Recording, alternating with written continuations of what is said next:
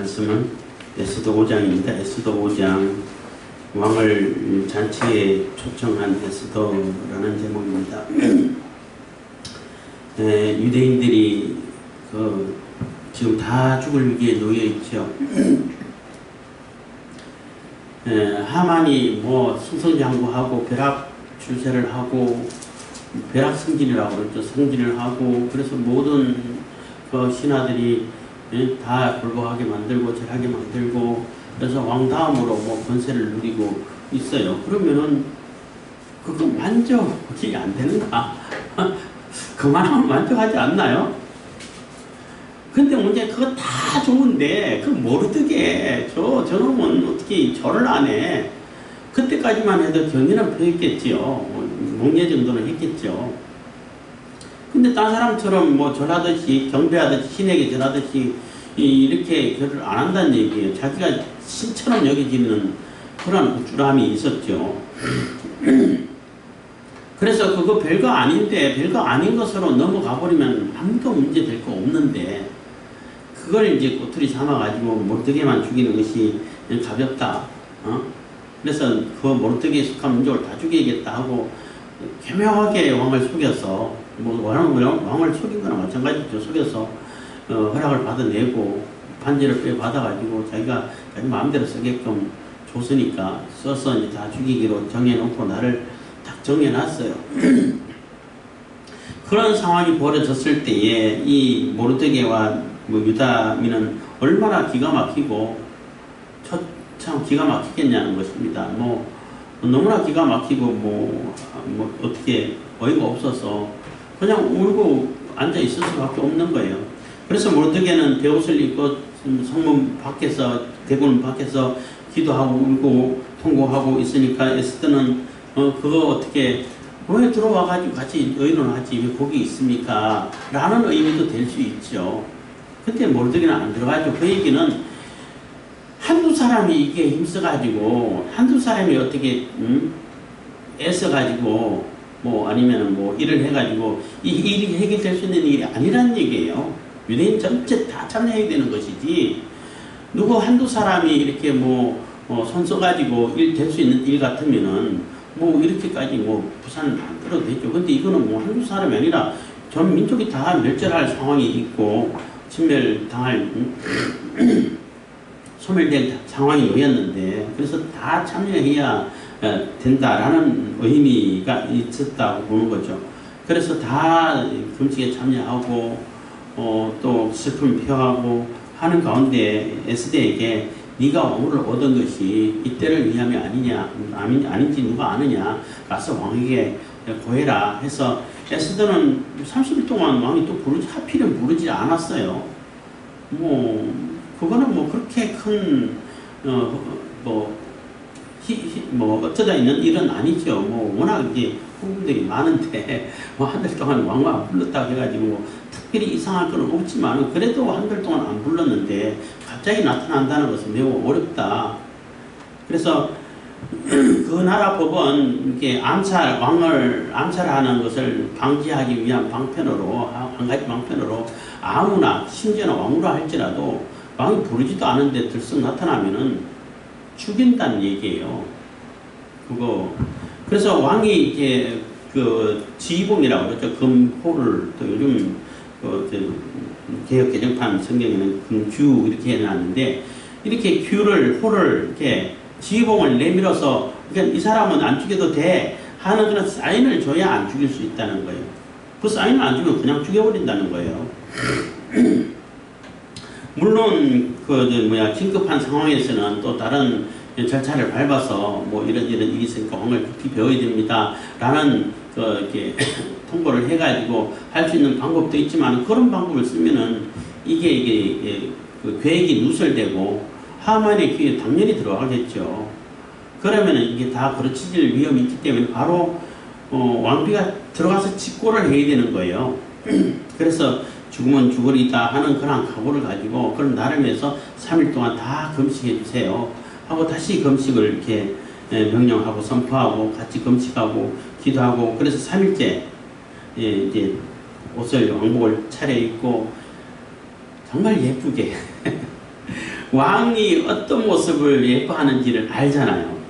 이 에스더가 정말 지혜로운 여인이구나 하는 것을 읽으면서 많이 느끼는데, 왕후로 간택될 때도 딴 사람하고 이렇게 구분되게끔 딴 사람하고 이렇게 똑같이 하지 않고 또 넷이 주관하는 그 사람들을 주관하는 사람들이 왕의 취향을 가장 잘할 거 아니에요. 그러니까 하루가 한 대로만 다 꾸며서 가니까 당연히 이쁘게 보이죠. 이게 뭐 조금 말이 셉니다만은 굉장히 중요한 것이 그 사람의 취향을 알고 그 사람의 취향에 맞게끔 내가 꾸밀 수 있다는 것은 매우 중요하고, 또 이렇게 뭐 결혼하신 분들은 부부 사이도 마찬가지인데, 뭐 아내는 남편에게 또 남편은 아내에게도 마찬가지입니다만은 그 상대방이 부부가 그러니까 남편이나 아내가 원하는 그러한 이뻐하는 모습이 있어요. 다 똑같지가 않아. 나름대로 다 개성이 있단 말이에요. 그래서 그런 부분을 아주 이렇게 잘 표현되게끔 나타내 보이면은 당연히 이뻐하죠. 그냥 딴 데 눈이 안 들어가죠. 근데 그것은 이제 내려놓고 자꾸 딴 사람 흉내내고, 딴 사람이 좋아한다고 좋다는 것처럼 자꾸 그렇게 꾸미려고 하고, 자꾸 남 흉내내려 하다면은 자꾸 이렇게 별로 이렇게 호감을 못 얻는 경우들을 이렇게 종종 보는데, 그거는 별로 지혜롭지 못하다는 겁니다. 어쨌든 에스더는 3일 동안 이제 굶었죠. 굶어 있는 상태이기 때문에 뭐 사실 얼굴이 초췌할 수도 있다고 볼 수 있어요. 근데 화장도 예쁘게 해서 화장을 어떻게 하는지 따라가지고 사람들이 정말 완전히 또 다르더라고요. 정말 화장술이 대단하다 이런 생각을 이렇게 가끔가다 하는데, 정말로 예쁘게 화장하고 또 왕비의 옷을 꾸며입고 정말 예쁜 모습으로 꾸몄죠. 그리고 3일 동안 금식 기도했기 때문에 사실 기도하고 성령 충만해지면요, 아무것도 안 먹고 또 안 발라도 화장 안 해도 이게 후광이 비쳐요. 와, 얼굴이 환해지고 굉장히 이렇게 누가 봐도 이쁘게 보여요. 그게 성령 충만하고 은혜 충만하면은. 그러한 상태라고 볼 수 있는 거죠. 그런 상태로 가가지고 왕의 예복을 입고 들어갔을 때에 왕이 그냥 넋을 잃고 보는 거죠. 그래서 왕을 이렇게 잔치 초청하는데 가서 지금 왕비 입장에서는 왕후 입장에서는 얼마나 급하겠어요. 바로 때는 이때다 해갖고 바로 이렇게 자신의 소원을 얘기하고 큰일 났습니다 살려주세요 이렇게 얘기를 하지 않아요. 아주 여유 있고 또 차분하게 왕의 마음이 아주 이렇게 흡족할 수 있도록 왕을 이렇게 잔치에 초청하고 있어요. 그리고 뭐 에스더는 거의 잔치에서 시작해서 잔치를 통해 가지고 모든 일이 벌어지고 잔치로 끝나는 이러한 장이고, 또 아하수에로 왕이 잔치를 그렇게 좋아한다고 그래요. 뭐 변덕도 심하고. 그리고 또 한 가지는 이 우리나라로 비유한다면 충청도 기질이 좀 있다고 그래요. 자기 속마음을 잘 안 드러내요. 숨겨놓고 아유 뭐 괜찮아요? 괜찮아요? 이렇게 해도 안 괜찮아. 아유 그럼요 가야죠 하지 해놓고 안 와. 속마음을 잘 안 드러내는 그런 특성이 좀 있다고 그래요. 뭐 전하는 얘기입니다만은 그래서 그런 것도 잘 이용하고 활용하고, 또 에스더가 정말 지혜롭다는 것은 물론 하만이 이게 고발할 목적이기 때문에 같이 오라고 했는데, 오라는 목적이 물론 없이도 고발할 수 있잖아요. 그래서 같이 참여하게 만들면은 아마 왕이 하만도 같이 참여하게끔 만들어가지고 그 질투심을 불러내려고 한 것이 아닐까, 뭐 이런 이제 시각도 있다고 해요. 그것도 뭐 일리 있는 시각이에요. 그래서 반드시 안 들어주면 안 될 그런 상황을 만들어 간다는 거죠. 5장 1절 읽어 감상하겠습니다. 제3일에 에스더가 왕후의 예복을 입고 왕궁 안뜰 곧 어전 맞은편에 서니 왕이 어전에서 전 문을 대하여 보좌에 앉았다가, 그래서 왕은 별 생각 없이 앉아가지고 뭐 좀 쉬고 있었는지 모르겠지만 있는데 갑자기 한 달 동안 못 봤던 왕후가 정말 예쁜 모습으로 나타난 거예요. 그러니까 이게 뭐야 하고 넋을 잃고 바라보는 그런 상황이 됐다는 겁니다. 이제 왕후 에스더가 뜰에 선 것을 본저 심히 사랑스러움으로 손에 잡았던 금홀을 그에게 내어미니 에스더가 가까이 가서 금홀 끝을 만진지라. 그래서 저는 잊어버리고 이렇게 한 5년 정도 됐으니까 조금 이제 관심도 좀 떨어지기도 했겠죠. 또 후궁도 많은데 그런데 잠깐 잊어버리고 있던 그 왕후가 정말로 이쁜 모습으로 여기는 사랑스러움으로 했는데 막 이렇게 마음이 살살살살 녹는 정도 그냥 이런 상태인 거예요. 누가 봐도 이쁘게 보이고 누가 봐도 사랑스럽게 보이는데 왕의 입장에서는 그 마음이 그냥 소록 다 녹아내려 버릴 정도로 그렇게 황홀한 모습으로 딱 나타나 보이니까 넋을 잃고 침을 흘렸는지 안 흘렸는지 모르겠지만은 그런 모습으로 왕후가 나타나니까 이게 너무나 이렇게 황홀해서 자기도 모르게 이게 그 지봉을 홀을 내민 거예요. 민 얘기는 얘는 건들지마 한 얘기가 되는 겁니다. 그래서 왕후는 가가지고 그 홀 끝을 만지고 이제는 이게 안 죽이고 다 들어주겠다는 것은 맞아들이겠다는 겁니다. 3절 왕이 이르되 왕후 에스더여 그대의 소원이 무엇이며 요구가 무엇이며 나라의 절반이라도 그대에게 주겠노라. 그래서 왕이 생각할 때 너무나 예쁜 모습으로 사랑스러운 모습으로 왕비가 딱 나타났는데 내가 안 불렀는데 나타났던 얘기는 분명히 무슨 할 얘기가 있다는 얘기라는 얘기잖아요. 분명히 무슨 소문이 있고 뭔가 이렇게 나한테 간절한 소망이 있기 때문에 왔다라고 생각할 수밖에 없잖아요. 안 그러면은 그냥 예를 들어가지고 단순하게 잔치에 초청한다 그러면은 절차를 밟아가지고 또 신녀를 보낸다든지 보내가지고 좀 해주십시오 아니면 자기 간다든지 이렇게 해도 누굴 하게 해도 되는데 갑자기 나타났단 말이에요. 그럼 굉장히 다급한 일이 있을 텐데 이런 생각을 충분히 한다는 거죠. 그래서 왕이 너무나 황홀하고 이쁘고 사랑스럽고 다 내 있는 거 다 꺼내줘도 간이라도 빼줘도 다른 말 우리나라에 잘 쓰는 표현은 하늘의 별이라도 따줄 테니까 딸게 하라고 한 얘기가 되는 겁니다. 그래서 왕후 에스더여 그대의 소원이 무엇이며 요구가 무엇이며 그래서 다 얘기하라는 겁니다. 나라의 절반이라도 그대에게 주겠노라 한 얘기는 진짜 나라의 절반 주겠다는 얘기 아니고 늘 하는 상명구 같은 거예요. 내가 하늘의 별이라도 따줄게 딸게 해봐 이렇게 되는 거예요. 그래서 반드시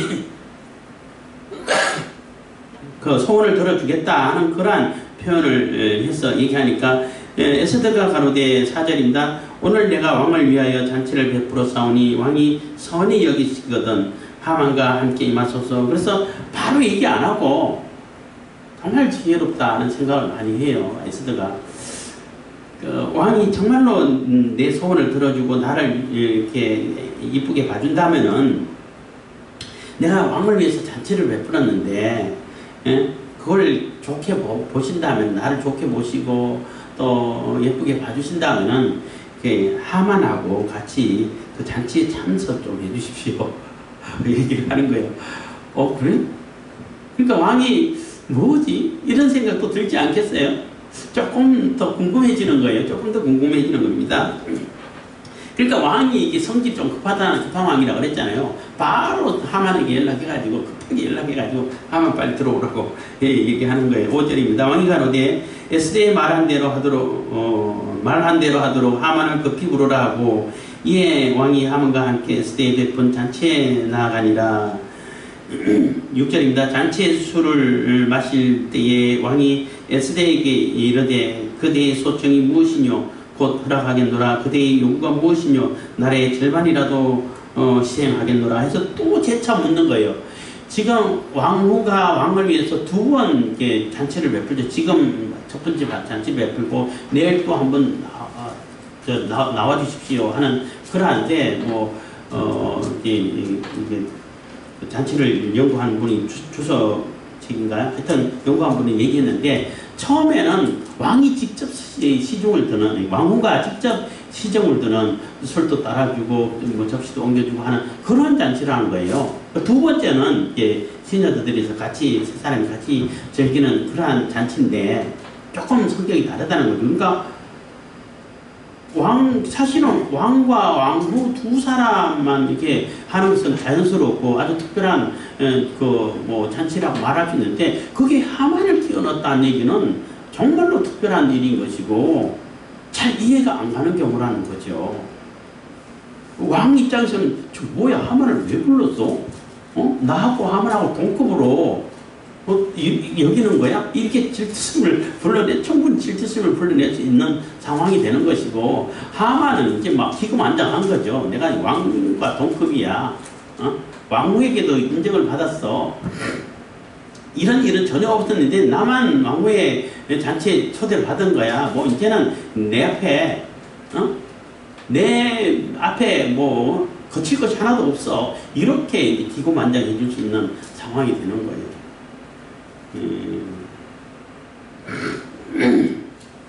그래서 이제 술을 먹고 이제 어느 정도 또 술 취해가지고 그 술김에 그 왕후 와스디를 폐위하고 그랬잖아요. 그거 굉장히 실수한 것인데 이 사람은 술만 먹으면은 이제 정상적인 판단이 잘 안 되는 왕일 수도 있는데 어쨌든 술이 만큼 취해가지고 또 한번 또 물어보는 거예요. 이제는 진짜 얘기를 해라. 궁금한 거 얘기해라. 하니까 에스더가 또 얘기하는데 또 바로 대답 안 해.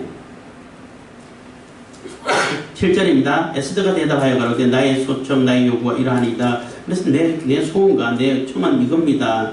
내가 만일 왕의 목전에서 은혜를 입었고 왕이 내 소청을 허락하시며 내 요구를 시행하시기를 선히 여기시거든 내가 왕과 하만을 위하여 베푸는 잔치에 또 나오소서. 내일은 왕의 말씀대로 하리이다. 그래서 내일 한 번 더 나와 주십시오. 그러면 말씀드리겠습니다 하는 얘기가 되는 거예요.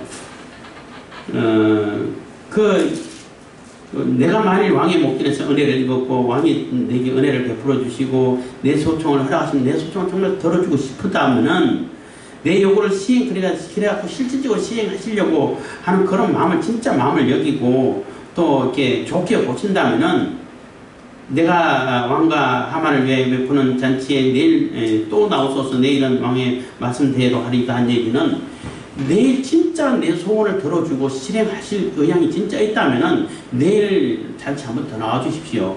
그러니까 내일 잔치 안 나오면은 뭐 들어줄 의향이 없다는 얘기예요. 나온다면은 진짜 실행하겠다는 얘기예요. 그래서 결단을 하고 나가는 얘기인 거예요. 굉장하죠. 그러니까 에스더는 굉장히 궁금증을 유발해가지고 정말 궁금하게끔 만드는데 그것도 너무 이렇게 많이 해요. 내일 왔는데도 하루 더 하면은 이제 왕이 진노하겠죠. 이게 너무 많이 가버리면 안 돼. 딱 그 절정 그 순간을 잘 알아야 되는 거예요. 그러니까 왕은 입장에서 두 번 물어봤잖아. 근데도 내일 얘기하겠다는 거예요. 그러니까 얼마나 궁금하냐면은 잠이 안 와. 잠을 못 자게 도대체 뭐길래 저렇게 신중하고 도대체 뭘까 하고 잠을 못 자는 거예요. 그래서 하도 잠이 안 와서 일기를 읽다가 모르게 한 일을 발견하기도 했는데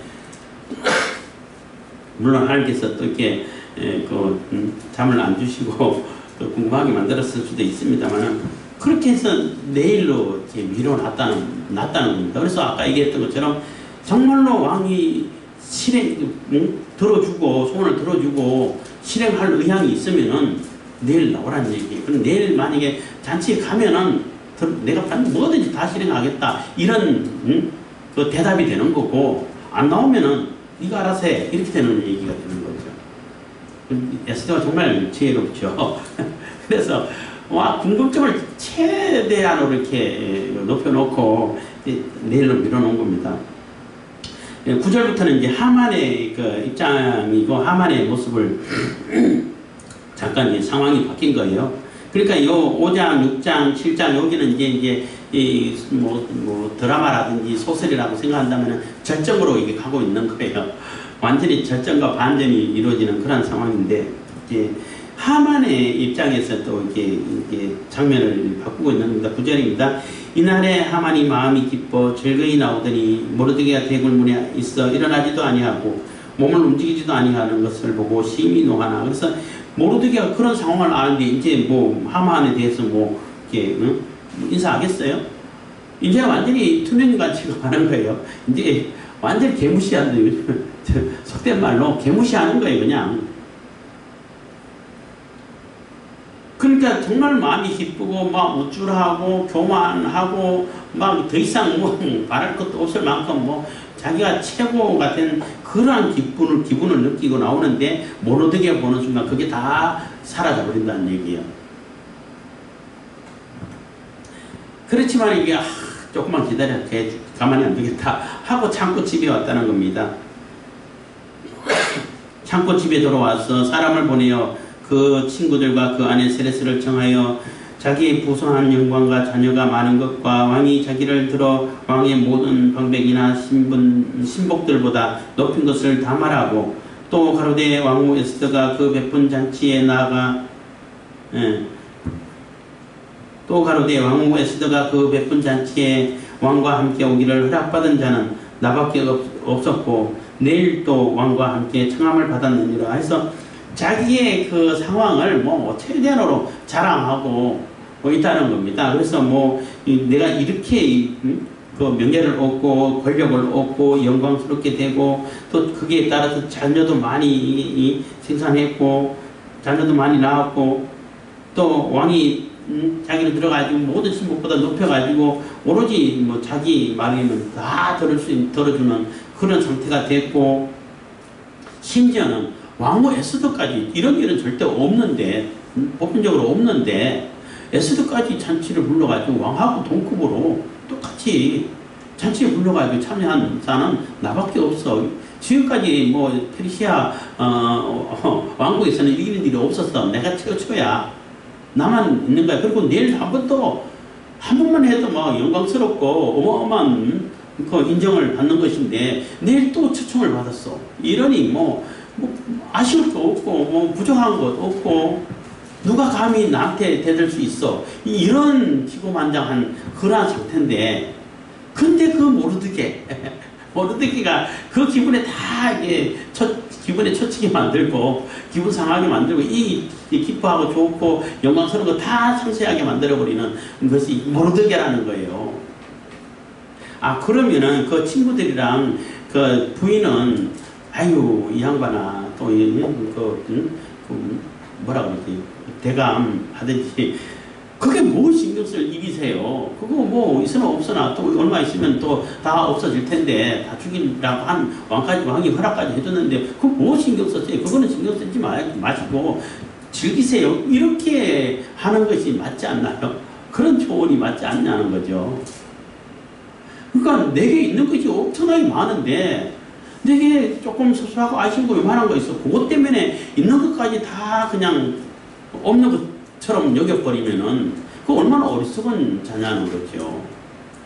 그러니까 제가 늘 자주 말씀드리는 것도 있습니다만 성경에는 네게 있는 게 뭐냐 그 있는 것으로 하나님께 드리고 하나님께 영광이 되고 있는 것을 더 잘 갈고 닦아서 전문가가 돼가지고 그것으로 하나님께 더 이렇게 영광을 돌리고 하나님을 찬양하게 만들어라 하는 것이 이 성경의 메시지예요. 어디를 가든 간에 네게 있는 게 뭐냐 내게 없는 거 말고 있는 것으로 네게 주겠다 이렇게 쓴단 말이에요. 그러면 이만큼 많은 것을 가졌으면은 그 있는 걸 가지고 덕을 베풀고 또 자기를 또 뭐 해야 할 일들을 하게 되고 해야 되는 것이 당연하고 맞는 것인데 그 있는 건 다 내버려 두고 그 없는 거 그 조그만 거 아무것도 아닌 티끌과 같은 그러한 상태를 가지고 분노하고 진노하고 막 화를 내고 울고불고 한다는 그 자체가 얼마나 어리석냐는 거예요. 근데 그 친구들이라든지 그 아내도 너무나 이렇게 조언하는 것이 어리석은 조언을 하고 있다는 겁니다. 12절 또 가로되 했고 13절 그러나 유다 사람 모르드게가 대궐 문에 앉은 것을 보는 동안에는 이 모든 일이 만족하지 아니하도다. 그 아내 세레스와 모든 친구가 이르되 50규빗이나 높은 나무를 세우고 내일 왕에게 모르드게를 그 나무에 달기를 구하고 왕과 함께 즐거이 잔치에 나가소서. 하만이 그 말을 선히 여기고 명하여 나무를 세우니라 해서, 그러니까 그때 아구하는 얘기죠.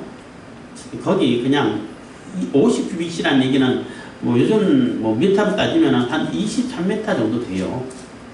20m가 넘는 22m, 23m, 많이 잡으면 25m 뭐 이렇게 될 수 있는데, 한 23m 정도 되는 그러한 높이인데 굉장히 높으죠.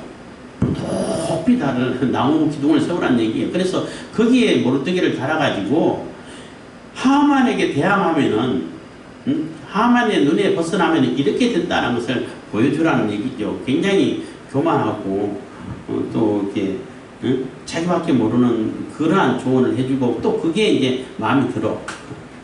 그래가지고 오늘 이제 가가지고 왕에게 가서 허락을 받아가지고 받고, 이제는 뭐 충분히 된다 하니까 또 기분 좋게 가서 이제 참여하고 나오면서 얘 잡아가지고 달면 되잖아. 그렇게 하라고 해서 그 좋은 마음을 가지고 이게 나무를 이렇게 세우게 됐다라는 내용으로 이제 5장을 끝내고 있습니다. 그래서 왕후 에스더와 하만을 이렇게 또 이렇게 비교를 해주고 있죠. 왕후 에스더는 정말 다급하고 급하잖아요. 어떻게 해야 될지, 어떻게 해야 우리 민족을 살릴지, 어떻게 말해야 될지 정말 고민스럽고 정말 조심스럽게, 그리고 정말 지혜롭게 이게 다가서는데, 하만은 자기 모든 것을 다 가졌음에도 불구하고 하나 별 아무 것도 아닌 뭐 티끌과 같은 그러한 문제 하나 때문에 모든 것이 다 망쳐지고 또 기분을 상해하는 그러한 모습을 보는 거죠. 그래서 정말 지혜로운 자와 어리석은 자의 모습을 이렇게 비교해주고 있는 것이고, 예수님께서 그랬잖아요. 뱀처럼 지혜롭고 비둘기처럼 순결하라는 얘기를 하셨잖아요. 뱀처럼 지혜롭기만 하면은 사악해져요. 너무나 사악해져. 순결함이 없으면은. 근데 지혜롭지 못하고 순결하기만 하면 너무나 바보스럽게 돼버려요. 그래서 지혜가 있고 순결해야 된다는 얘기를 하는데, 이 왕후 에스더의 모습이 그러한 모습이죠. 굉장히 지혜로우면서도 순결한 모습을 보이면서 왕에게 차근차근 이렇게 다가서고, 왕의 마음을 조금씩 열다가 나중에는 완전히 확 열어서 다 들어줄 수 있도록 이렇게 만들어가는 그러한 지혜로운 에스더의 모습과, 또 별것도 아닌 걸 가지고 막 화내고 자기 있는 것까지 다 이렇게 상쇄시키면서 분노하는 그러한 하만을 보고 있는데, 우리도 이렇게 지혜가 있어야 돼요. 지혜가 있고 하나님께 주신 그러한 결단력을 가져야 되고, 또 무슨 일이 있을 때, 정말로 결단해야 할 일이 있을 때 반드시 기도하고 하나님의 은혜를 입고 성령의 하나님의 응답을 받고 이렇게 나아갈 때에 그 모습도 다르고 또 처신도 다르고 여유가 있어지고 차분해진다는 거예요. 기도의 응답도 뭐 어떻게 하는 것이 응답일까 하는데, 사실 기도할 때 마음의 평안이 주어지면은 이게 하나님께서 응답이시구나 라고 이렇게 생각할 수 있어요. 평안을 주어진다는 얘기는 아무리 조급하고 정말 다급하잖아요. 그래도 차분할 수 있게 되고 냉철할 수 있게 된다는 얘기예요. 그래서 일을 하나하나 해결해가는 그러한 모습이 되는데, 반드시 하나님께 기도하고 하나님께 주신 응답을 따라서 죽으면 죽으리라는 그런 각오를 가지고 나가서, 그것도 지혜롭게 다가가서 이렇게 하나님 뜻을 이루어가는 그러한 모습이 온전한 성도들의 모습이라고 말할 수 있는 것입니다. 기도하겠습니다. 사랑해 주시니 감사합니다. 이 시간에도 은혜와 복을 베푸시니 감사드립니다.